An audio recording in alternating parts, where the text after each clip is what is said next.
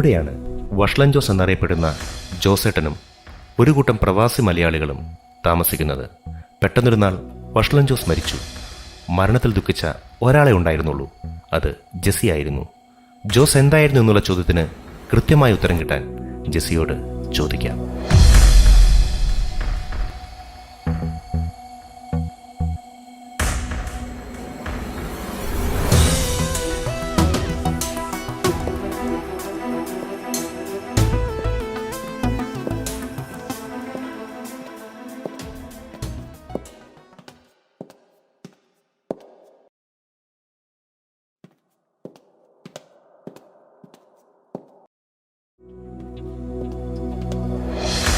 എടാ റെജിയെ, നമ്മുടെ ജോസേട്ടൻ മരിച്ചടാ. ആ വഷളൻ ജോസ് ഇന്ന് രാവിലെ. പുള്ളിയുടെ കാര്യമായോണ്ട് ഒന്നും പറയാൻ പറ്റില്ല. ഒരു വെള്ളിയാഴ്ച പോയി കിട്ടി. നീ വേഗം ഇങ്ങോട്ട് വാ.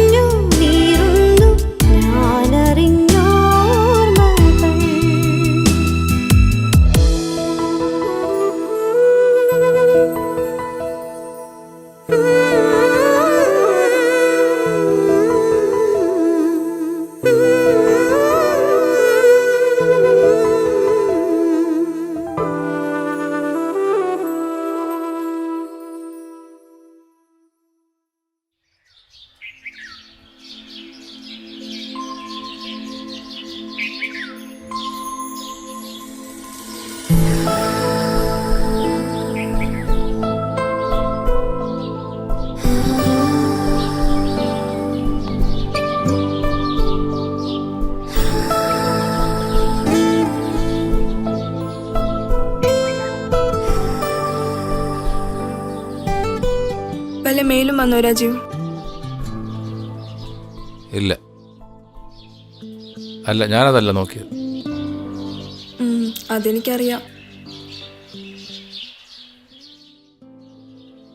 ഡോണ്ട് വറി ജെസ്സി, നമുക്ക് ട്രൈ ചെയ്യാം.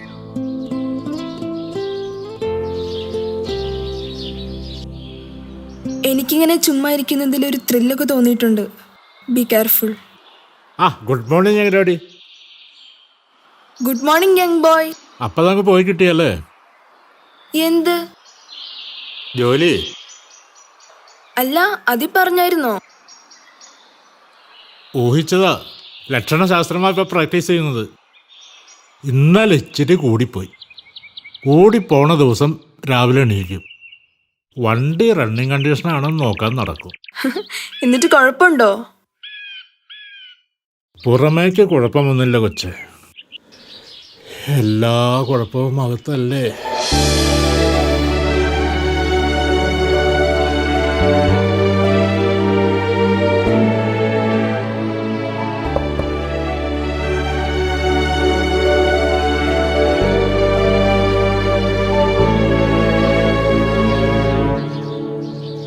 നീ എന്തിനാണ് കിന്നരിക്കാൻ പോയത്? വെറും തൊട്ടിയ. എനിക്ക് തോന്നിയിട്ടില്ല. നിനക്ക് തോന്നില്ല? ആളുകളെ അണ്ടർ എസ്റ്റിമേറ്റ് ചെയ്യുന്നത് അല്ലേലും രാജീവിന്റെ ഒരു ഹാബിറ്റാണ്.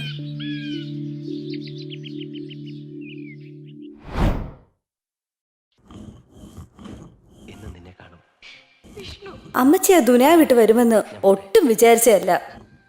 ഉപകാരമായി. ഇല്ലേ പിന്നെ നാട്ടിലോട്ട് പോകേണ്ടി വന്നേനെ.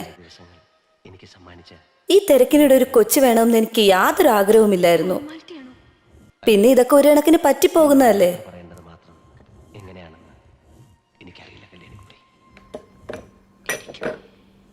അവരുടെ യോഗം ഇതുവരെ കഴിഞ്ഞില്ലേ? അല്ല, മോടെ കിട്ടിയ യോഗക്കാരനാ? ഓ, എന്നെ യോഗം? 4 ആൾ കൂടി ഇരുന്ന യോഗമാ. എന്നാ വല്ല നടക്കുവോ? അതുമില്ല. ഇതിപ്പോ എന്തിൻ്റെയാ? ഇത് റെസിഡന്റ് അസോസിയേഷന്റെ മന്ത്ലി മീറ്റിംഗ് അമ്മച്ചി. രാജീവ് ഞങ്ങളുടെ നാട്ടുകാരനാ. അവന്റെ അച്ഛനും അമ്മയ്ക്കും ഒക്കെ ഞങ്ങൾ നന്നായിട്ടറിയാം. ആണോ? ചാടിച്ചോണ്ട് പോന്നതല്ലേ? അതെ.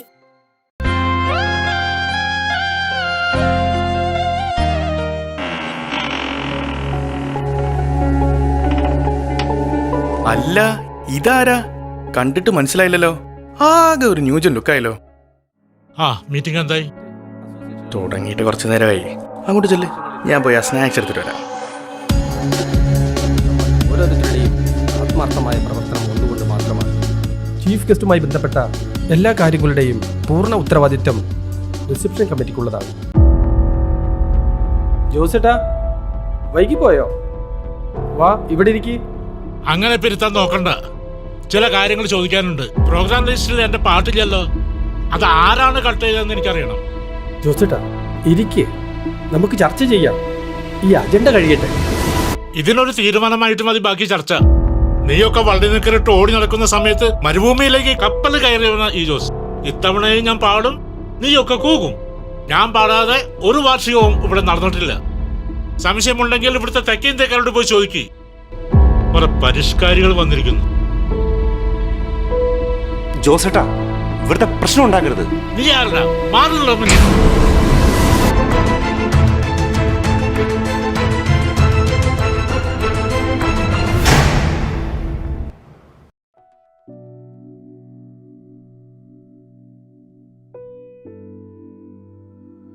ഇയാൾ എന്ന് മീറ്റിംഗ് വന്നാലും തലവേദനയാണ്.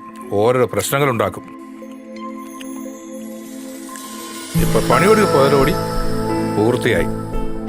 ബാക്കിയുള്ളവർക്ക് സ്വൈര്യം പോയത് മെച്ചം. ഓരോരോ മാരണങ്ങൾ.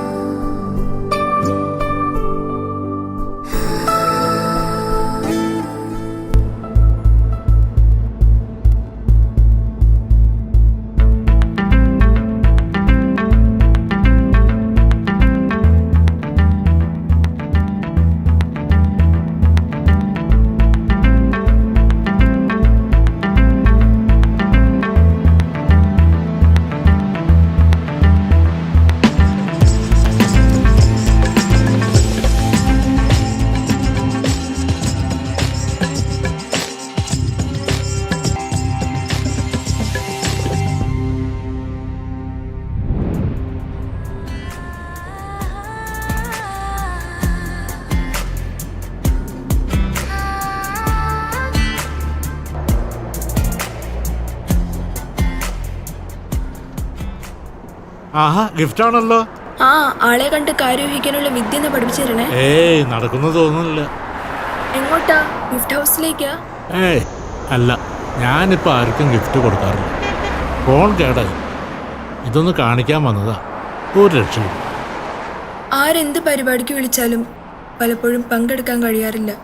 പകരവും പലിശയും ചേർത്ത് ഇപ്പം ആര് വിളിച്ചാലും പോകും. ട്രീസമോളുടെ 1-ാം പിറന്നാൾ കൂടിയത് ഓർമ്മയുണ്ട്. ഇതിപ്പോൾ 5-ാമത്തേതാണെന്ന് കുര്യൻ വന്ന് പറഞ്ഞപ്പോഴാണ്. റോക്കറ്റ് പോലെയാ സമയം പോകുന്നത്.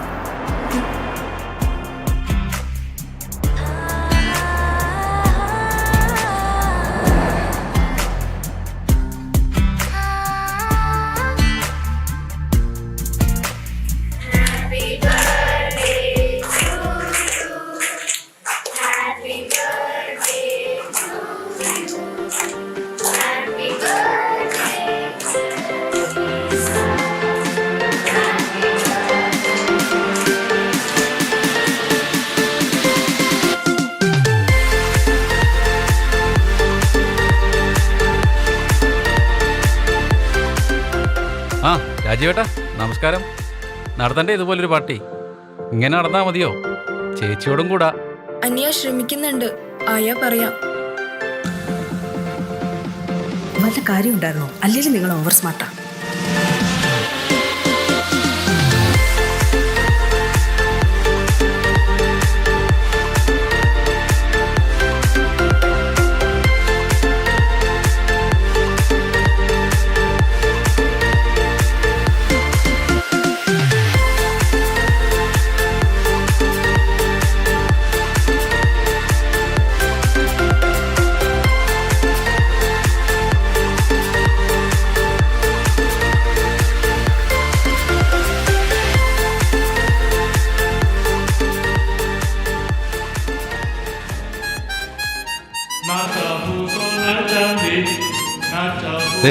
നമ്മുടെ ജോസേട്ടൻ അലക്ക് തുടങ്ങിയിട്ടുണ്ടല്ലോ.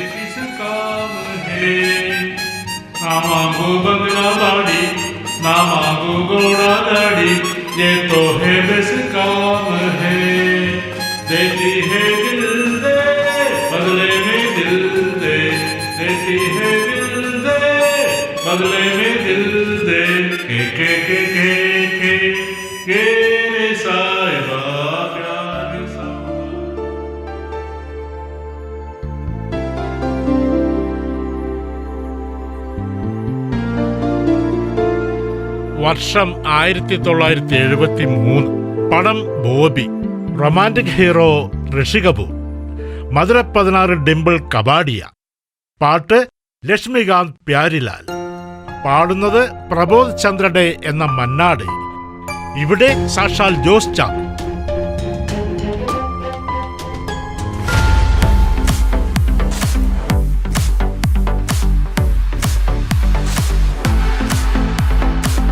അമ്മച്ചെന്തേ വന്നില്ലേ? ഓ അമ്മച്ചിയുടെ കാര്യല്ലേ, എന്റെ പറയാനാ. ഇങ്ങനത്തെ പരിപാടിക്കൊന്നും അമ്മച്ചി വരത്തില്ല. പിന്നെ ഇവിടെ എന്തെങ്കിലും വേണമെന്ന് വെച്ചാൽ പറഞ്ഞാൽ മതി. ജോസേട്ടാ കുറച്ച് കുറുമയായിക്കോട്ടെ. മോനെ വന്നേ.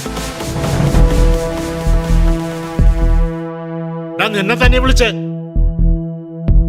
നീ ആരെയാ നോക്കി പഠിപ്പിക്കുന്നത്?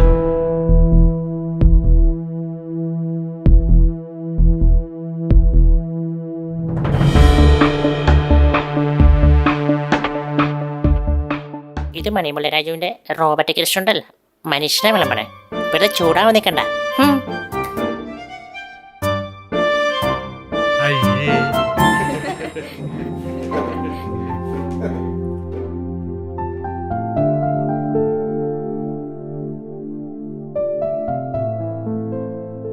അയ്യോ ഫോൺ എടുക്കാൻ മറന്നുപോയി.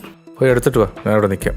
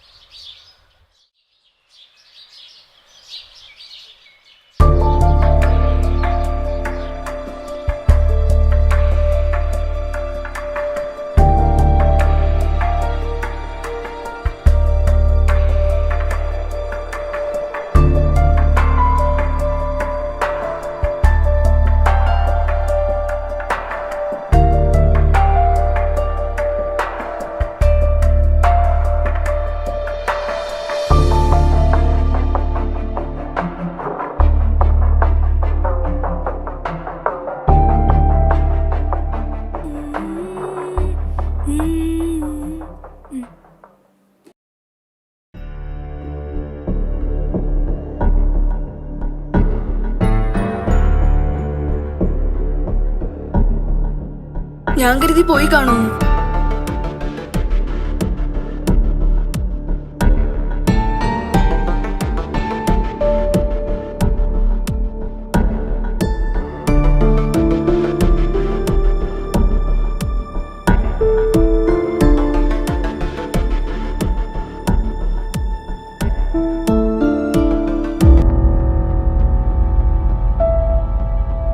നമുക്കിവിടെ ആവശ്യമില്ലാത്ത സെന്റിമെന്റും കമ്മിറ്റ്മെന്റ്സും ആരോടും ഉണ്ടാകരുത്.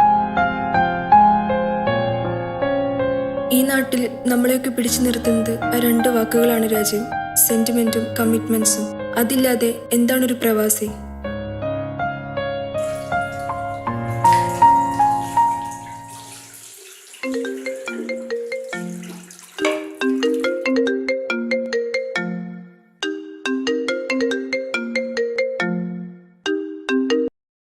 ഹലോ, അതെ.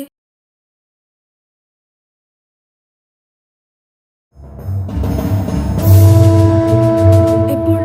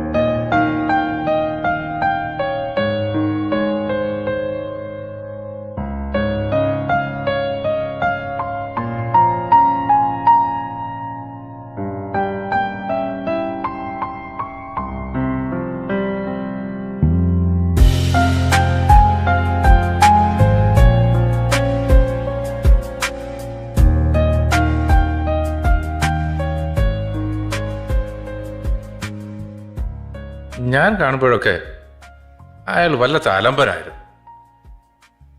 സത്യത്തിൽ പുള്ളിയുടെ പ്രശ്നം എന്തായിരുന്നു? എല്ലാരും പറയുന്നത് നിനക്കറിയാതിരിക്കുന്ന. ഇക്കാര്യം രാജീവ് എന്താ നേരത്തെ ചോദിക്കാവുന്നത്? നമ്മളൊക്കെ ഒരാളെ കുറിച്ച് അന്വേഷിക്കണമെങ്കിൽ ചുരുങ്ങിയ പക്ഷം അയാൾ മരിക്കണം.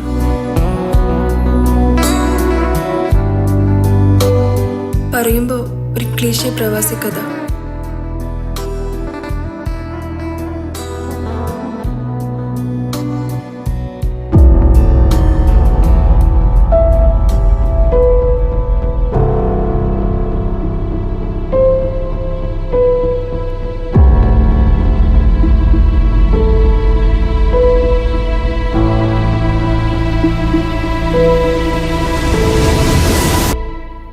ഫോൺ കംപ്ലൈന്റ് ആയതോടെ പുള്ളി ആകെ അപ്സെറ്റ് ആയിരുന്നു.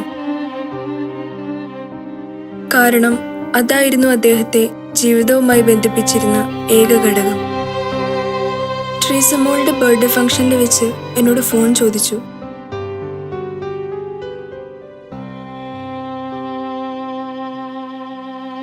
പിന്നീട് ഞാൻ കാണുന്നത് അല്പം മാറി നിന്ന് ഫോണിലൂടെ എന്തൊക്കെയോ സംസാരിക്കുന്നതും കരയുന്നതുമാണ്.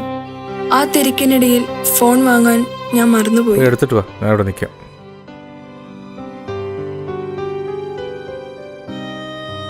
തിരിച്ച് ഹാളിലേക്ക് ചെന്നപ്പോൾ ആളൊഴിഞ്ഞ കോണിൽ ഭക്ഷണം കഴിച്ചുകൊണ്ടിരിക്കുന്ന ആളെയാണ് കണ്ടത്.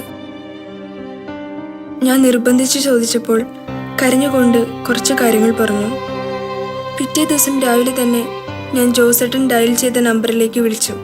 കരുണാലയം അതൊരു ഓൾഡ് ഏജ് ഹോമും മാനസികാരോഗ്യ കേന്ദ്രവും കൂടിയാണ്. അദ്ദേഹത്തിൻ്റെ ഭാര്യ അവിടെ ഉണ്ടായിരുന്നു.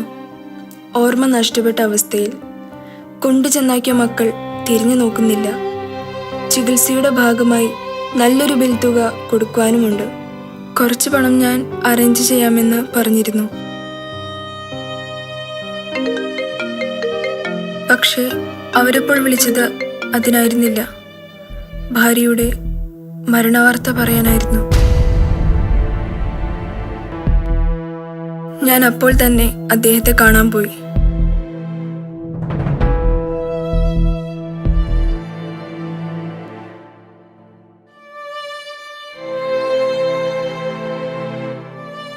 ഞാൻ എന്തെങ്കിലും പറയുന്നതിന് മുമ്പേ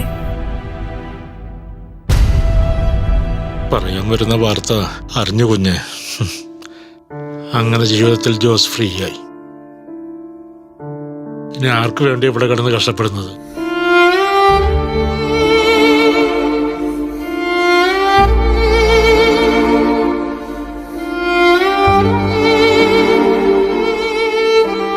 ഇത് വെച്ചോളൂ.